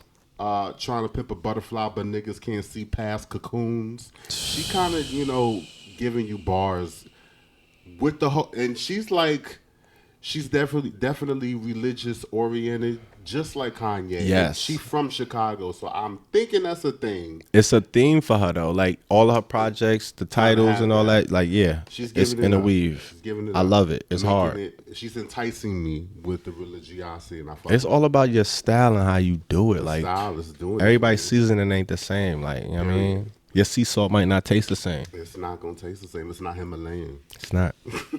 Shout out to Bambi Hanna. Oof. You know what I'm saying? He's here with Mr. Nintendo. Come on, man. We checked him out a few weeks ago at $3 Bill when we performed there. The Alliance performed there for our listening party. Had the pleasure of sharing the stage, opening up. Stage with Bambi Hanna for OTA. Pre-show, yep. Drag show. All right, so we met him there, and you know he was cool, dude. His song "Mr. Nintendo" definitely worth checking out. All right, getting into some news biz. It's a lot of local news popping, and reporting on these Q+ artists. Let's give it up to DDM. Okay. Now known as Dapper Dan Midas. What he do? You know what I'm saying? He has a article on the Washington Post, which is a pretty big publication if you ain't heard of it. And he's honoring Michael K. Williams as an influence for his last album, The Ballad of Omar. Yes, yeah. And of course, rest in peace to Michael K. Williams. Pretty much giving a voice to queer people growing up in the city who are of color. And it was kind of the first time something like that been done. And so that's fly. A lot of DDM's kind of like identity kind of was formed from the Omar character of The I Wire. love that project too. So, that was my shit. They kind of gave it up and talked about the songs. And shout out to DDM. We reviewed his album last year. Mm-hmm. I gave that a high fire. That was it's a beautiful album. Yeah, I got to check that out if you haven't. To kind of hear this context, really see. I kind of knew where he was going, but he broke it down. So that's where we at. Shout out to Troy Weeks. Come on, Troy. No, T-Dub. Because you already know he's out in these streets. Come on, man. This is like stay out here. Bar none, period. So he's so much out in these streets that PBS did a documentary for basically people that be out in these streets singing in the subway. And guess who pops up? Who? Troy motherfucking Weeks, of course. You know what I'm saying? Of course. Busking is a thing, where people sing on the subway, sometimes for money, sometimes they do it because music kind of What's it called? Busker. Busking. Okay. Busker is what you call them. Interesting. I never knew it was a term. That was a term. Like, it's the term. And it's kind of been something that's been more embraced now in New York than it has ever really been before. You had a mayor that was totally against it, Mayor LaGuardia of New York City, like I think during the 30s and whatnot. He was against it. He thought they were beggars. And they named the airport after him. And they named the fucking airport and a performing arts high school after this motherfucker, and he wasn't seeing it. He wasn't seeing the vision then. Bum ass. So, but anyway, the documentary, PBS documentary is out. It's called What's It Like Performing on the Subway. Troy Lee, shout out to you. Okay. Azealia Banks. What she do? Almost forgot about this. She just sold out 4 nights at the Webster Hall. That girl. We went to one of them shows. That girl. We did. We showed up. A couple people went to a few of them shows. A few people went to them shows. We happened to go to the last We one. went to the very last one on September 3rd, Labor Day weekend. Mm-hmm. You know what I'm saying? This is the day after she performed that Wednesday, and That was Ida. that was the We had the rained out remnants. one. Remnants of Ida. Remnants of Ida came. Where I and got smashed trapped through the city. on Manhattan, the island, and couldn't make it home. And she was still performing. The kids was getting their life, and they found themselves in the same situation. Trapped. And you know what's crazy? I originally bought my ticket for that. For that day. Wednesday, you'd have been trapped. Can you imagine? But you. I can imagine. You would. I can actually you can imagine. because That's what's crazy. Do you have anything you would like to talk about for that trip? Well, I How was was that actually going? out and about on that Wednesday, but then following, like you mentioned, we both went to the show on that Friday where Miss Azealia Banks came out, showed up, showed out She did. for a little bit, temporarily. She showed up temporarily. You know what I'm saying? Ain't have no openers, mind She you. has 0 openers. Webster Hall, Webster popping. Popping. wall to wall, shoulder to shoulders, packed in there, Drinks. mask on. Not really mask on. It wasn't Everybody mask vaccinated on. though. They was checking for vax. You had to be vaxxed to get They up in had there. to be vaxxed. They had to be vaxxed. She came out for about 45, 50 minutes. Good 45, 50. Strong 45 though. Strong 45. Strong. And then I saw her chuck the deuce at about the 47.45 mark. And That she was wasn't like, where it was supposed to end. no, it wasn't at all. I saw her chuck the wasn't. deuce. She had mentioned that she might have popped a Xanny or two. Oh my God. And she was like, I'm out of here. Oh my I God. gave my minimum. Bro. Y'all came, y'all bought a few drinks, y'all bought enough drinks. I understand. We about to be out. I done did 5 sold out bitches. And y'all about to get, what I got to give. You don't understand. I showed up for Treasure Island and she didn't give me Treasure Island. I get it. She bit off more than she could chew. Like, she came out of the pandemic, ain't performed in a year and a half. And then you like, fuck it. Fuck it. Give me all the shows. Oh, the first one sold out? Oh, the second one? Fuck it. Book me Yeah. for like 7 more. And she was performing her ass off, if you believe. Listen, man, it was a strong 45 minutes. If you seen her stories and you seen the fan videos, she was performing her ass off for the earlier shows. But she definitely kind of. She definitely did all of my. She did my top 5 joints from her. She did which the I only whole- have about 5 joints from her. She, I'm gassing this. She don't really have that big. She got definitely iconic shit. She did the whole 1991 EP as 4 tracks. She did what she was supposed to do. Yeah. So I'm not mad. She just missed a couple of years. more than some of the She ones missed a few people like. though. She had a good hour left to go. She Like, could come have on. did a little bit. Come on, man. but she Come had on, man. more She hits shorted than us. what She shorted showed us. up with. But she went and did an after party. She definitely did that because there was videos of that, and I didn't realize it until the next day. I saw a story. She did an after party at a club called Baby's All Rights in Williamsburg. Okay. And apparently she did extra shit. So I'm kind of mad. We didn't get to go. See, to she that. probably was saving She was juice. saving juice for that. it So is she what was it is. there. She was there. She You was can't there. do that. Fuck it. But at the same, we enjoyed ourselves. We ended up going to where? Boiler Room. Guess who did Boiler Room? Is it up yet? I thought it was a little clip on. I ain't know, but you know. I mean, You know. It is what it is. Listen, we end up at the Boiler Room. It is what it if is. you guys are not aware, It was a fun night, man. It was a nice night. We got it in. It was But a shout great- out to Azealia Banks for Shout giving out. us a little 2-step, Shout 45-minute little, little intermission, open a set as a closer. We appreciated it. shout out to the Emmys happen September 19th. You know what I'm saying? Shout out to the Q Plus presence there. I'll just get into a few of them. MJ Rodriguez, shout out to you for being first trans actor nominated as a series lead for Pose, of course. Got snubbed. Bowen Yang, shout out to him for being nominated for Best Supporting SNL. And RuPaul, shout out to her, him, her. Yo, you an idiot. I can't believe. Shout out to But why did you go RuPaul. back to the her though? You was good. Shout out to Auntie RuPaul, 11th Emmy win, setting the record, won by a person of color. Okay. And RuPaul's Drag Race setting a record as most awarded competition at Emmys. And, that's what's up. The next segment I got, we're just going to talk about this a little bit. This is Vintage Vibes. If you guys remember Vintage Vibes, a little thing I did last year, we talk about some of, the past work of some of our favorite allies and Q plus celebrities that have been out, some of the more influential folks. So if you haven't heard Aaliyah, you know what I'm saying? Aaliyah is here. I heard. Finally, you know what I'm saying? She's screaming. And she is streaming, honeys. Her third album, the Red album, the self-titled album, came out that Friday that we went to see Azealia, September 3rd. It finally hit streaming. And I just kind of wanted to get into that album. That album was crazy. With that album? That album was crazy. I remember buying a CD. Like, that was like CD era. Yes. I remember seeing a cover. She was on it. I remember the way she had the A.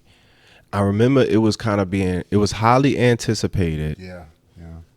More Than a Woman and all of that. Like, she had a string of joints that was just like, okay, this is the vibe. And then when you heard the whole project, it was one of those albums you could just listen from top to bottom. Like, it was one of those for me. And you don't have that many albums like that. I'll tell you what. She was a special artist, man. She indeed was a special artist. And when that album came out, I remember going to buy that album as well, just off of the strength of the little promo video, the cartoon promo video that they had. That, she was doing something that was futuristic, and the sound of it was very sleek and mature. And I didn't I will say this, I didn't appreciate the album as much as I do now. When I heard it, I did like it. Like, it was very different from what R&B was given in 2001. Because get this, it came out the same week as Alicia Keys' Songs in A Minor. And Alicia Keys was the new bitch. Yeah. But, number one was Alicia Keys, and Aaliyah came in at number 2. So, but that's just a little tidbit about that album. But at the time, as innovative as that album was, I respect it so much more now because I can definitely listen to it top to bottom. But it's out, you know what I'm saying? It came out originally July 7th, 2001 in Japan, and then it came out July 17th in the States. Back then that's distribution, you know what I'm saying? Niggas had to ship albums around the fucking world. Sometimes there's a little bit of lag. I run that up. You would get, certain dates for certain countries. Yeah. But I definitely remember buying that album. Okay. Go run them streams up, man. Definitely. When it came out. That's hard that it's out finally, because I know that was a Shout process. Shout out to that. You know what I'm saying? Vintage Vibes. It's an amazing album. And I'm going to go ahead and just leave it at that. That's what's going on in these streets. Okay. You already know what it is. Man, listen, the streets always burning up. You know what we like to do around this time? It's time to have a smoking session in the smoking section. Come on, man. New set. You already know. You know what I'm saying? What's happening? Stepped it up a little bit. It's good. I'm going to give it to the people, man. Are drug tests going extinct? That's the question we got for today. We always have a little query. We always have a little question of the day. What's going on with the drug tests? Apparently, the workforce is low. You know what I'm saying? It's a lot of labor out here, but it's also a lot of unemployment. You like, damn, how does that happen? There got to be a lot of jobs going on. A lot of motherfuckers that's looking for work. Weed is legal now. They out here smoking. It was a pandemic. You was home for a year. What you was doing? Sitting home all this time doing what? You could walk around New York right now with an O in your pocket. Come on, man. We blowing down. So I can't go to Amazon. I can't go to Target. I can't get a little, you know what I'm saying? Get a little part-time gig. Get a little warehouse gig. Get a little cashier gig. Any type of gig. That's drug testing and drug screening. Come on. You testing for what? Like, you still screening for weed? It's legal out here. I could carry it. I could smoke it. So I could go on my lunch break and smoke it right now. But you going to screen me for it? So because of the combination of the legalization of marijuana and the shortage in the workforce, a lot of these employers, they pulling back. They changing their policies. They like, look, we're going to compromise with y'all. Y'all could go ahead and smoke y'all shit. We ain't even going to screen y'all for drug tests no more. Come through. Reapply. We need y'all. Y'all need us. Let's make it work. And that's pretty much what it boils down to. One of the big wigs, one of the big players, Amazon, who is like one of the top employers right now. You know what I'm saying? Everybody buying from Amazon. Everybody using it. Everybody want to work there. They decided back in June that they were going to change their policy and they were going to stop screening for drug tests and marijuana. So you could go there, you can smoke all you want, you ain't got to worry about that no more. Wow. Now, coming from a personal standpoint, that used to be a point of anxiety for me because, you know, especially younger growing up, you ain't really have stable employment. You might work a job here and there. You might be employed here for a few months. You're still trying to figure it out.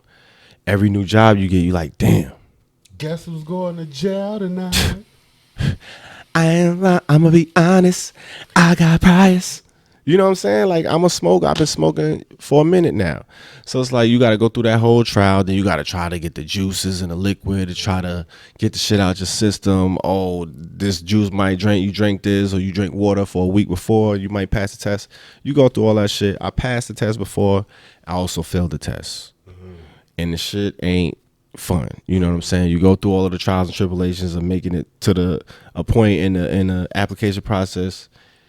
And now they drug test you and they like, all right, my nigga, we got to send you home because, you know, you smoking that gas. You knew you was smoking the gas. Why you come out here? But that's neither here nor there. Now we turn in the page and we get to the point where you got the biggest employer and they changing their policy on drug testing. So it's like, all right, this is going to start the wave. This is the start of the wave here. You know what I'm saying? Looking at a percentage, they're saying employers across 43 countries, 45,000 employers. 9% of them, that comes to about like 4,000, are saying, you know, they've admitted to being a little lenient and saying, you know what, we're not going to drug test no more. Y'all just come on in, come through, let's make it work. Wow. In Australia, it's not just happening in, you know, the United States. In Australia, they passed a law where they mandated drug tests for all jobs back in November 2020. And now they seen a super drop in the workforce. And now all of the you know, the employers and the business owners, they pleading with the government like, look, we gotta figure this out because we can't hire nobody.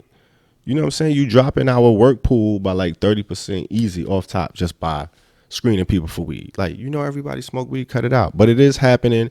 And Amazon, not only are they saying they're gonna change their work policy, but they taking it a step further and they're showing their support. They put out like a little PSA letter, you know, showing their support for the Cannabis Administration Opportunity Act, which is spearheaded by you know, a New Jersey representative. Shout out to Senator Cory Booker. But that will pretty much federally legalize marijuana. You know what I'm saying? It'll kind of retroactively release a lot of people from jail that have, you know, marijuana charges that's been in jail for a long time. It'll make it to where it's off of that. I think it's the Act 1. It's certain levels as far as drugs, you know, things that are considered drugs. And cannabis is up there with like heroin and shit right now. Like on some, it don't even make sense where they have marijuana at. So this act will remove it off of that and, you know, make it federally legal. It's already legal statewide. Certain states have legalized it. It's just stupid. But they're gradually making their way. But Amazon is putting their foot out there and they taking a stance like, yo, listen, we fighting. We're gonna make a stance. We want to push this forward. We want to legalize it federally. Let's get this corrected. And, you know, it's just going to set an example for all of these employers out here across the nation. They already feeling it financially. So that's where you're going to hit somebody. You hit them where it hurt in their pockets. Yeah. They see it in the workforce. It's already legalized. So you can't roll back the time. They already legalized it. So you can't tell me I can smoke it and then you ain't going to hire me for smoking it. Hey, man, that's where we at with it, man. And on that note, oh, man, light this shit up right now since they legalizing it. They ain't gonna be drug testing no more. I might give me a little part-time side. Let me go holler at Amazon real quick, see what they need. You know what I'm saying? I might give me a little part-time weekend gig. You know what I mean? I need a little extra cash flow. Period. And we're gonna end it on a Fettuccine with the team, we getting lit. What? Got it rolled up. Now who really tryna hit? One puff, puff, then we pass, then we pass, then we pass. This is it. What? Fettuccine with the team, we getting lit. What? Got it rolled up. turn to Stan Twitter, as he coined it.